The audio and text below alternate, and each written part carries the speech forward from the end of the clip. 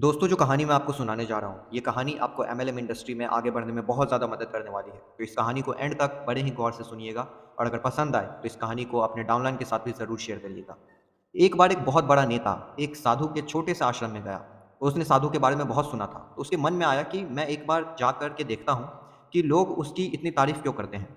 जब वह उस आश्रम में गया, तो वहाँ पर एक छोटा-सा कमरा था, जहाँ पर एक कालीन बिछा हुआ था।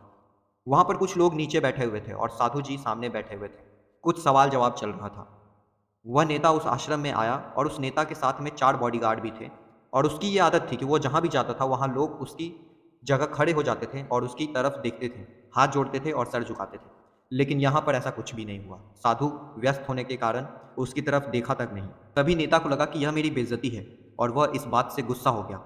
नेता ने थोड़ा गुस्से से साधु की बात को बीच में काटते हुए कहा कि मैं आपसे कुछ कहना चाहता हूँ। साधु ने उसकी तरफ देखा और बोला, आप थोड़ी देर रुकिए, पहले मैं इनके सवाल का जवाब दे दूँ, उसके बाद मैं आपसे बात करूँगा।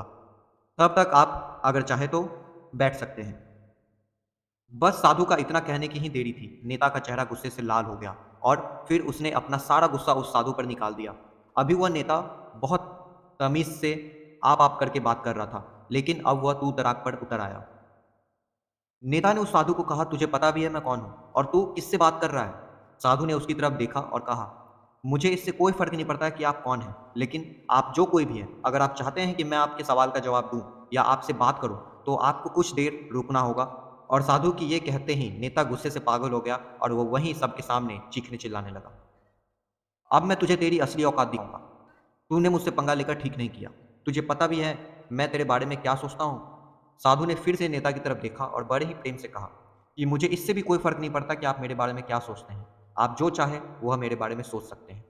फिर नेता ने उससे कहा, तू चाहे सुनना चाहता है या नहीं, लेकिन मैं तुझे यही सबके सामने बताऊँगा कि मैं तेरे बारे में क्या सोचता हूँ। तू कोई साधु नहीं है, तू एक बहुत ही घटिया इंसान है। तू एक ढोंगी है, पाखंडी है और यहाँ पर जितने भी लोग बैठे हैं, उन सबको बेवकूफ़ बना रहा है। तेरा बस एक ही मकसद है, इन लोगों की जेब में जितना भी पैसा है, वो सब तेरे पास आ जाए। तू अपने फ़ायदे के लिए इन लोगों का इस्तेमाल कर रहा है और अब मैं तुझे नहीं छोड़ने वाला हूँ। पूरी दुनिया के सामने तेरा पर्दाफ़ाश करूँगा। लेकिन उसके इतना बोलने के बाद भी हल्की-सी मुस्कान उस साधु के चेहरे पर बनी ही रही। यह देखकर वह और भी तिलमिला गया और उसने कहा, अब बहुत हो गया।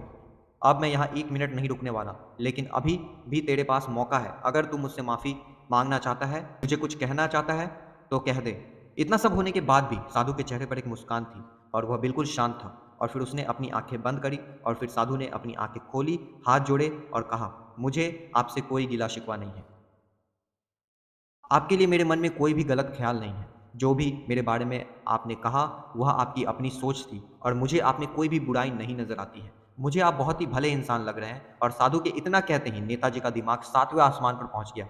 उसके चेहरे पर एक अजीब-सी खुशी थी, क्योंकि उस साधु ने वही कहा जो बाकी सब लोग उस नेता को कहते हैं और वह खुशी-खुशी उस आश्रम से अपने घर की तरफ चला गया और जा कर के अपने पिताजी के साथ में बैठ गया। उसके पिताजी ध्यान में थे। उन्होंने पूरी ज़िंदगी सिर्फ़ लोगों की सेवा करी और बदले में कुछ भी उम्मीद नहीं किया। तो थोड़ी देर बाद जब उन्होंने अपनी आँखें खोली और देखा अपने बेटे को अपने साथ बैठे हुए, तो उनके बेटे के चेहरे पर आज अजीब-सी खुशी थी, जो आज से पहले उन्होंने कभी भी नहीं देखी थी। फिर उसने एक-एक करके सब कुछ बताया कि आज क्या हुआ, किस तरह से वो आश्रम गया और वहाँ पर क्या हुआ, उसने क्या कहा और साधु जी ने क्या कहा। जब उसके पिताजी ने पूरी बात सुनी, तो थोड़ा-सा मुस्कुराए और अपने बेटे को देख कर के बोले कि उन्होंने तुम्हारी तारीफ़ नहीं करी, क्योंकि उन्होंने वह नहीं कहा कि जो तुम हो, उन्होंने वह कहा जो वह खुद हैं और तुमने जो कुछ भी उनको कहा, वो नहीं कहा कि जो वो हैं, बल्कि तुमने वह कहा जो तुम खुद हो। यही बात वेदों में भी कही गई है। यथा दृष्टि तथा सृष्टि। यह दुनिया तुम्हें वैसी नहीं दिखती है जैसी दुनिया है। यह दुनिया तुम्हें वैसी दिखती है जैसे तुम खुद हो। जिसकी नज़र जैसी है उसके लिए यह दुनिया वैसी है। तो अगर तुम अपनी दुनिया को बदलना चाहते हो तो उसका सिर्फ़ एक तरीका है, अपनी नज़र को बदलो। अगर तुम एमएलएम इंडस्ट्री में सफल होना चाहते हो, ईज़ी कार्ट में टॉप पे पहुँचना चाहते हो, तो ये बहुत ज़रूरी है कि सबसे पहले तुम अपनी नज़रिए को बदलो। एक पॉज़िटिव माइंडसेट, एक कूल माइंडसेट और एक प्रोग्रेसिव माइंडसेट होना बहुत ज़्यादा ज़रूरी है। एक पेशेंस, एग्रेशन को साइड रख के पेशेंस वाली ज़िंदगी जीना बहुत ज़्यादा ज़रूरी है, अगर तुम चाहते हो कि एमएलएम इंडस्ट्री में आगे बढ़ना है।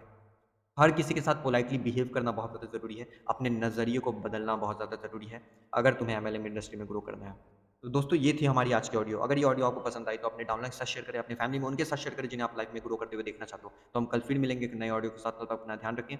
जय हिंद, जय ज़ी काट।